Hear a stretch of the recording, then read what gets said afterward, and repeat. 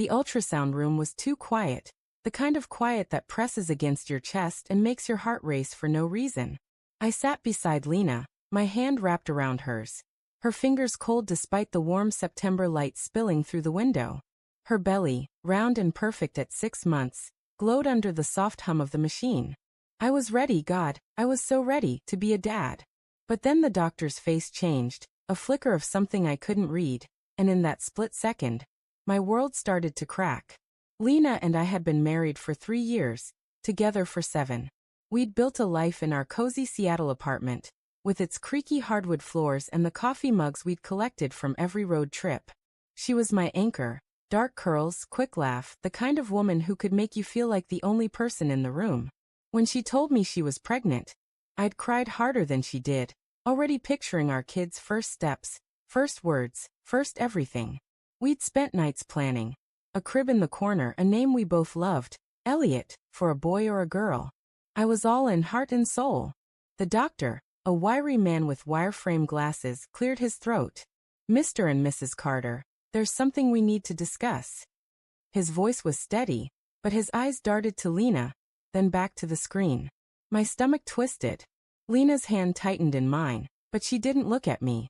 The blood work from your last visit came back with unexpected results. Unexpected how? I asked, my voice sharper than I meant. Lena's fingers went slack in my grip. He hesitated, glancing at Lena again. The paternity test we ran as part of the routine genetic screening.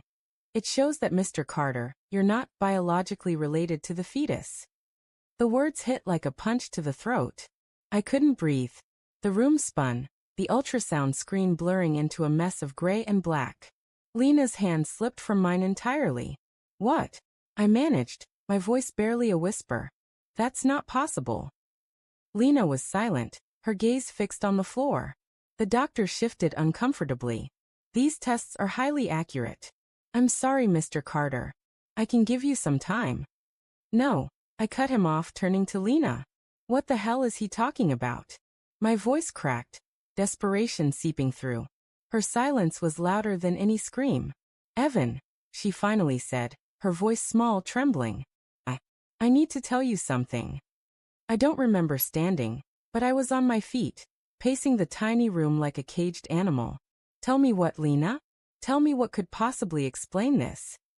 My hands shook, and I shoved them into my pockets to hide it.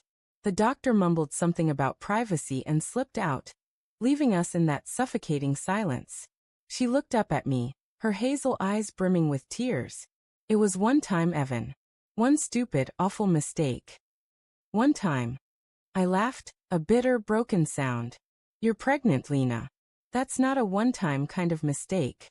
Her face crumpled, and she buried it in her hands. It was last year. The conference in Portland. I was drunk, and you were working late all the time. And I felt so alone. It didn't mean anything. Didn't mean anything? I echoed, my voice rising. You're carrying his kid, Lena. Our kid. The one we named Elliot. The one My voice broke, and I turned away, pressing my palms against my eyes to stop the tears. I'd spent months talking to her belly, singing stupid lullabies, imagining a future that wasn't even mine. Who? I demanded, spinning back to face her. Who is he? She hesitated, her lips trembling. It was Mark. Mark. Her coworker. The guy who'd always lingered too long at our dinner parties, who laughed too loud at her jokes. I'd never liked him, but I'd trusted her. I'd trusted us. Mark. I repeated, the name tasting like ash. How could you? I'm so sorry, she sobbed, reaching for me. I flinched away, and her hand fell to her lap. I didn't know how to tell you. I hoped it was yours. I wanted it to be yours. I wanted to scream, to break something, to make her feel the weight of the betrayal crushing my chest. But all I could do was stare at her, the woman I loved, who'd shattered everything. You let me believe this was our family, I said, my voice low, raw. You let me plan, dream, love that kid like it was mine. I know, she whispered. I was scared. I didn't want to lose you. I laughed again, hollow. Well, you've done a great job of that. The days that followed were a blur of pain and silence. I moved to the guest room, unable to sleep beside her. unable to look at her without seeing Mark's face. Every ultrasound picture on the fridge, every baby book on the coffee table, felt like a lie. I couldn't eat, couldn't focus at work. My boss told me to take time off, but time off just meant more hours trapped in my head, replaying her words. It didn't mean anything. I started digging, because I needed to know. I checked her phone when she was in the shower, hating myself for it, but unable to stop. There were no recent messages to Mark, but I found an email from months ago, buried in her archived folder. I miss you, it read. Can we talk? My stomach lurched. Not just one night. Not just a mistake. When I confronted her, she swore it was over, that she'd cut contact after she found out she was pregnant.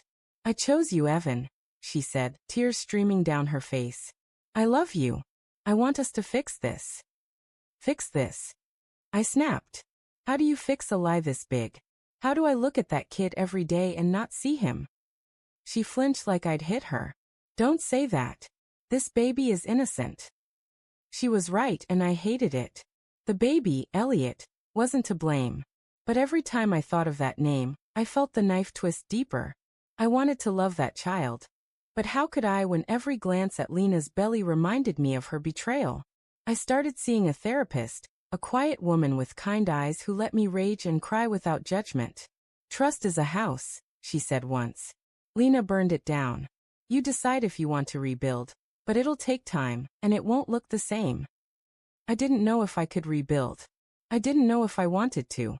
But I couldn't leave either, not yet. So I stayed, stuck in limbo, watching Lena move through the apartment like a ghost, her belly growing, her apologies endless but empty. The night she went into labor, I was awake, staring at the ceiling in the guest room. Her cry from the bedroom jolted me upright.